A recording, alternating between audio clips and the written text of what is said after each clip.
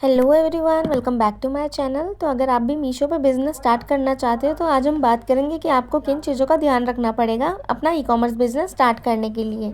तो अब हम पहले बात कर लेते हैं ई कॉमर्स बिजनेस क्या होता है। ई कॉमर्स बिजनेस एक ऐसा बिजनेस है जहाँ पर आप ऑनलाइन स्टोर क्रिएट कर सकते हो अपना प्रोडक्ट्स को सेल करने के लिए। अब किन प्लेटफॉर्म्स पे आप सेल कर सकते हो वो है Meesho, Flipkart, Amazon and Shopify. In platforms पे आप अपना रजिस्ट्रेशन करके इजिली प्रोडक्ट की लिस्टिंग करने के बाद उसको सेल करने के लिए रेडी कर सकते हो। लेकिन सिर्फ प्रोडक्ट लिस्ट करके उसको सेल कर देना काफ़ी नहीं होता है एंड इससे आपका जो रेवेन्यू है वो जनरेट नहीं होगा। इसके अंदर आपको बहुत चीज़ों का ध्यान रखना होगा।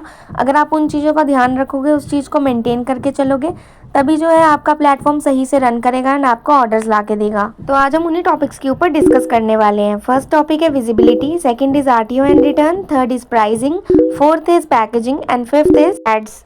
तो जैसे ही आप अपने प्लेटफॉर्म के ऊपर लिस्टिंग कर लेते हो एंड लिस्टिंग करने के बाद जो है क्यूसी पास उसका जो होता है 48 टू 70 आवर्स के अंदर अंदर हो जाता है। जैसे ही क्यूसी पास हो जाता है, क्यूसी पास होने के बाद आपका प्रोडक्ट कस्टमर को शो हो जाता है। तो लिस्टिंग जैसे आपकी कस्टमर को शो होती है, विजिबिलिटी भी काफ़ी अच्छी बन जाती है, क्लिक्स भी अच्छे आते हैं, लेकिन एक प्रॉब्लम होती है ऑर्डर ना आना।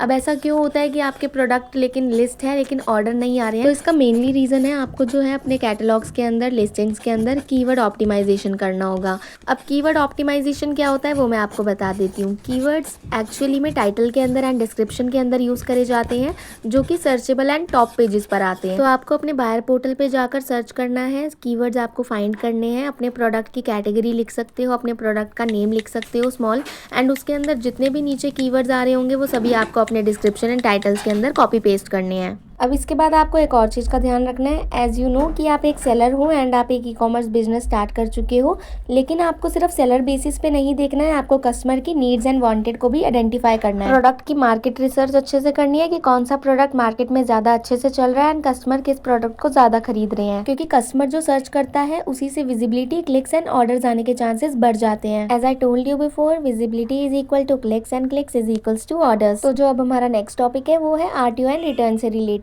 सो एज यू नो, अगर आपने अपने प्रोडक्ट की लिस्टिंग करी हुई है तो वो कस्टमर्स को शो होगी एंड कस्टमर आपके प्रोडक्ट को देखकर बाय करेगा, लिस्टिंग्स को देखकर बाय करेगा, तो जो है आपकी सेल जनरेट होगी, आपका रेवेन्यू जनरेट होगा। लेकिन वहीं पर प्रॉब्लम आ जाती है कस्टमर के पास जब वो प्रोडक्ट डिलीवर होता है। कस्टमर के पास जब वो प्रोडक्ट डिलीवर होता है, वो चेक करता है, उसको क्वालिटी पसंद नहीं आती या प्राइस ज़्यादा लगता है, तो वो कस्टमर क्या करता है, उस प्रोडक्ट को वापस रिटर्न कर देता है। जब कस्टमर प्रोडक्ट को रिटर्न कर देता है तो सबसे बड़ी प्रॉब्लम आती है रिवर्स शिपिंग फीस। तो अगर आपको नहीं पता है तो मैं आपको बता देती हूँ, रिवर्स शिपिंग फीस वापस प्रोडक्ट के वापस आने के चार्जेस जो होते हैं वो सेलर के अकाउंट पैनल से डिडक्ट हो जाते हैं। तो इसीलिए आपको कस्टमर रिटर्न पे भी वर्क करना चाहिए। So next we will talk about pricing. वैसे तो मैं आपको अपनी हर वीडियो में बताती हूँ कि आप अपने प्रोडक्ट का प्राइस किस तरीके से रख सकते हो, अपना मार्जिन किस तरीके से रख सकते हो, लेकिन आज हम दोबारा से इस बारे में अच्छे से बात करने वाले हैं क्लियर तरीके से। आपको प्राइसिंग बहुत ही स्मार्ट तरीके से करनी है जिसमें आपकी सारी कैलकुलेशन, सारा खर्चा निकल आए, सारे एक्सपेंस क्लियर हो जाए। अगर आप एडवर्टीजमेंट लगाते हो तो आप उसका थोड़ा मार्जिन, उसका थोड़ा खर्चा ऐड कर सकते हो। प्रोडक्ट की पैकेजिंग का खर्चा आपको ऐड करना है। प्रोडक्ट पैकेजिंग की अलग बात है, लेकिन प्रोडक्ट के ऊपर जो लेबल लगता है उसका आपको पैकेजिंग का खर्चा भी ऐड करना है साथ ही साथ में। ये कुछ चार्जेस होते हैं, अगर आप इनको डिडक्ट नहीं करोगे, अगर आप इनको लेकर साथ में नहीं चलोगे तो आप एक लॉस में आ सकते हो।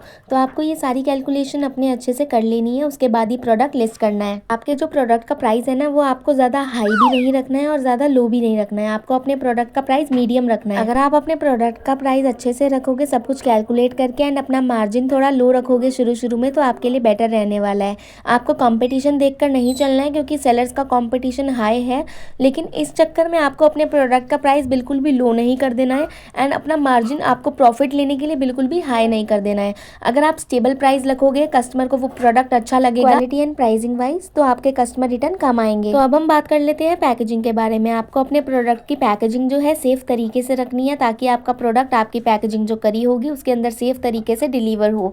कस्टमर के पास अगर वो ब्रोकन एंड ट्रोन प्रोडक्ट पहुंचेगा तो कस्टमर रिटर्न चांसेस बढ़ जाएंगे। तो जो हमारा अब नेक्स्ट एंड लास्ट टॉपिक है वो है एडवर्टीजमेंट। तो हम बात करने वाले हैं कि हमें एडवर्टीजमेंट लगानी चाहिए पैनल पे या नहीं, एंड एडवर्टीजमेंट लगाने से क्या हमारे ऑर्डर ज़्यादा आने शुरू हो जाएंगे, तो इसके बारे में हम बात करने वाले हैं।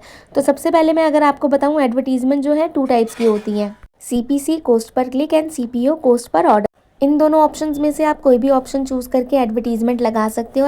अब एडवर्टीज़मेंट का फ़ायदा क्या है वो मैं आपको बता देती हूँ।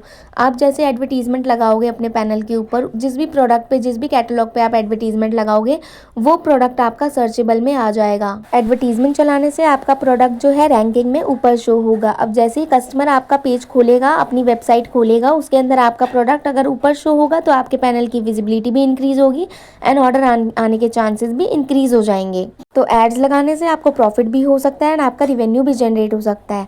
एंड एडवर्टीजमेंट अगर आप लगाते हो तो अगर आप प्रमोशंस भी दोगे साथ साथ, कस्टमर को थोड़े प्रमोशंस, थोड़े ऑफर्स भी दिखेंगे साथ में, तो आपके प्रोडक्ट सेल होने के चांसेस भी बहुत ज़्यादा बढ़ जाएंगे। आपको करना क्या है, सिर्फ आपको थोड़ा बहुत डिस्काउंट दे देना है प्रमोशंस टैब के अंदर जाके।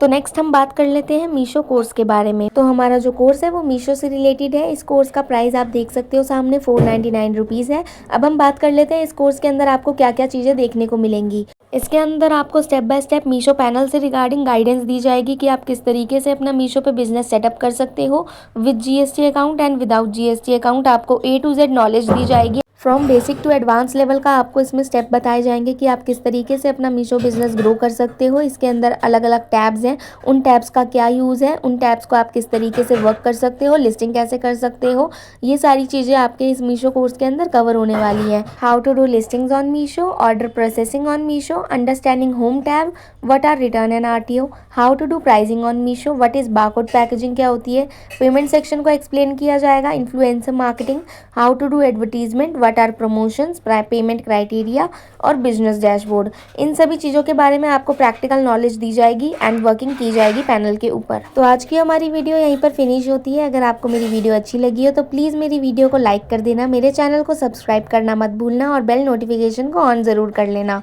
मिलती हूँ आपसे नेक्स्ट वीडियो में। Thank you for watching. Subscribe to Chahat creations.